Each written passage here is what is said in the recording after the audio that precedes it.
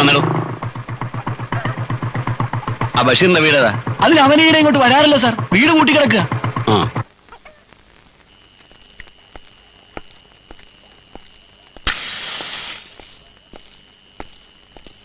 അച്ഛനെ തീപ്പിടി ഒന്ന് കൊള്ളങ്ങനുണ്ട്. കൊള്ളാവോ? ആ ബഷീർന്നല്ലേ പേര്? എങ്ങനെ അറിഞ്ഞു? ഒന്ന് ചുമ്മാ അറിയുന്നേ, എല്ലാ കാര്യങ്ങളും എനിക്കറിയാടോ.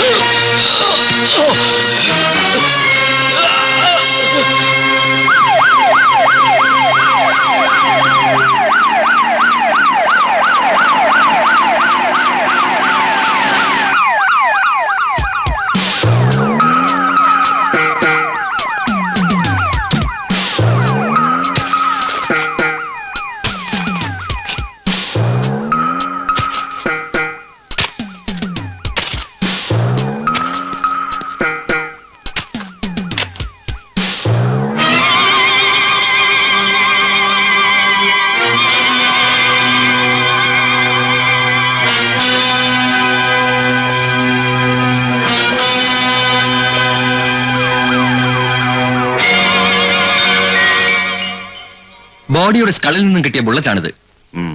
ഇതാണ് മരണത്തിന് ഇടയാക്കിയെന്നതിന് സംശയമില്ല.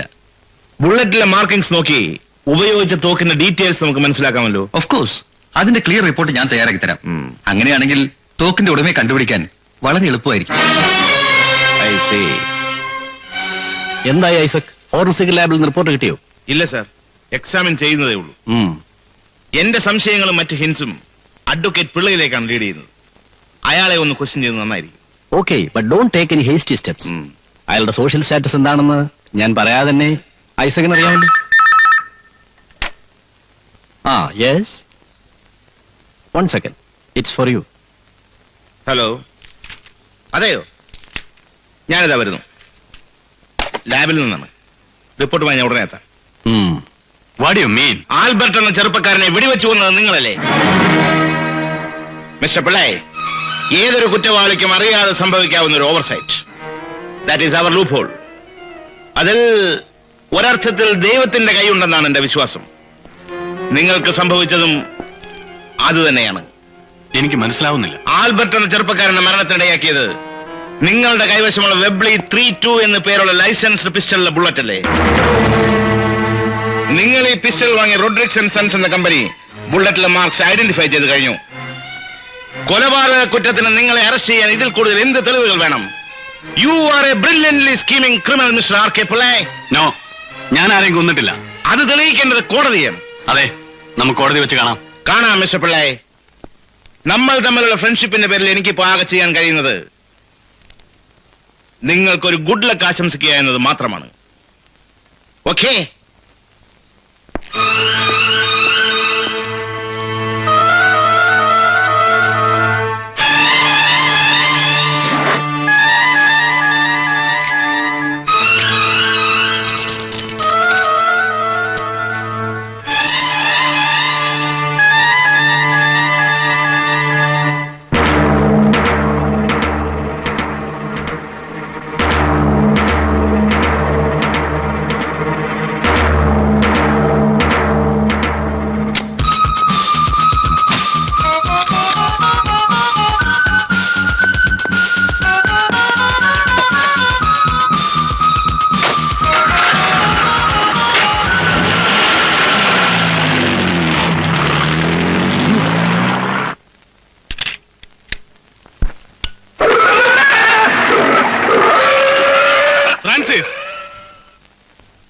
പിള്ളേച്ചന് എന്താ ഇവിടെ? You bloody cheat.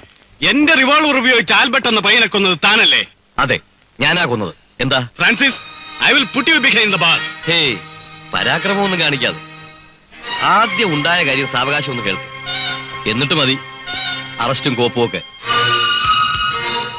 ഭരതൻ മേനോന് ഞാൻ പണം കൊടുക്കാമെന്ന് പറഞ്ഞ് അവസാനത്തെ ദിവസവും കഴിഞ്ഞ് ആകെ ഹെൽപ്ലെസ് ആയിട്ട് നിൽക്കുമ്പോഴാ തന്റെ ഫോൺ വരുന്നത്. എന്റെ അനിയനും പിള്ളേരും കൂടി മേനോന്റെ മോളെ റേപ്പ് ചെയ്തെന്നും ഞാൻ ഉടനെ വരണമെന്നും പറഞ്ഞു. നേരെ ഞാൻ തന്റെ വീട്ടിലെത്തി. ഞാനിപ്പോ എന്ത് ചെയ്യണമെന്നാ പിള്ള പറയുന്നത്? അതൊന്നും എനിക്കറിയില്ല. ഭരതൻ മേനോന്റെ കാല് പിടിച്ചെങ്കിലും ഈ പ്രശ്നം പരിഹരിച്ചേ പറ്റൂ. നിങ്ങൾക്കറിയാമല്ലോ ഞാനും ഭരതൻ മേനോനും തമ്മിലുള്ള പ്രോബ്ലംസ്. ഈ അവസ്ഥയെ ഞാൻ എങ്ങനെ ഫേസ് ചെയ്യാന്? എന്ന് പറഞ്ഞാൽ പറ്റൂ. തന്റെ അനിയന്റെ കാര്യത്തിൽ അയാളുടെ ഭാഗത്തുനിന്ന് റിയാക്ഷൻ ഉണ്ടാകുന്നതിന് മുമ്പ് അത് ഒതുക്കി തീർത്തില്ലെങ്കിൽ ആകെ കുഴപ്പമാവുകയെ. ഒരു മിനിറ്റ്. റേപ്പ് കേസിൽ നിന്നും പിള്ളേരെ രക്ഷപ്പെടുത്തുന്ന കാര്യത്തെ പറ്റിയൊന്നും അല്ല ഞാൻ ചിന്തിച്ചത്. ഭരതൻ മേനോനെ ഒതുക്കാൻ ഇതിലും നല്ലൊരു ചാൻസ് ഇനി കിട്ടില്ലെന്ന് എനിക്കറിയാമായിരുന്നു. എത്രയും വേഗം ആൽബർട്ടിനെ കയ്യിൽ കിട്ടുക, അതായിരുന്നു എന്റെ ലക്ഷ്യം.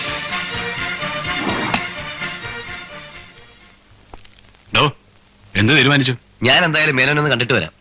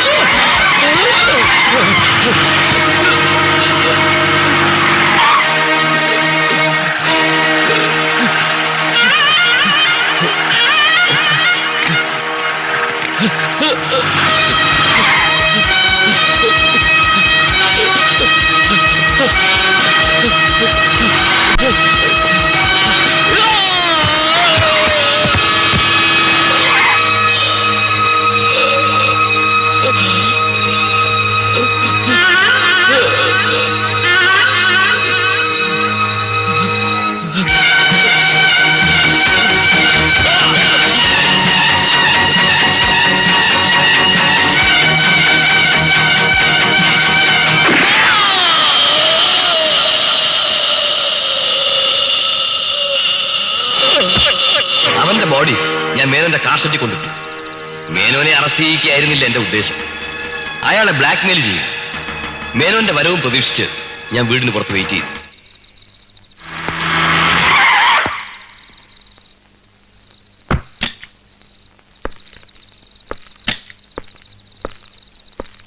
എന്താ മേനോ സാറേ ഇത്? അല്ല, അത് ഞാൻ സാരമില്ല, ഞാൻ ഒന്നും കണ്ടിട്ടില്ല. മകളുടെ ലവറാണല്ലേ. സാറിന്റെ സ്ഥാനത്ത് ഞാനാണെങ്കിലും ഇതേ ചെയ്യൂ. ഫ്രാൻസിസ്, എനിക്കൊന്നും അറിയില്ല. പേടിക്കണ്ട, ഞാൻ വഴി ഒരു കുഞ്ഞും ഇതറിയാൻ പോകുന്നില്ല.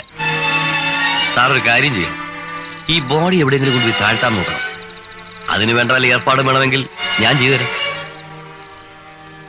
പിന്നെ എന്റെ പണത്തിന്റെ കാര്യത്തിൽ സാർ 2-3 മാസം സമയം കൂടി തന്നേ പറ്റൂ. ഞാൻ അതിനാ വന്നത്. അല്ല, ഈ കാര്യം ഞാൻ ആരുടെ പറയാൻ പോകുന്നില്ല.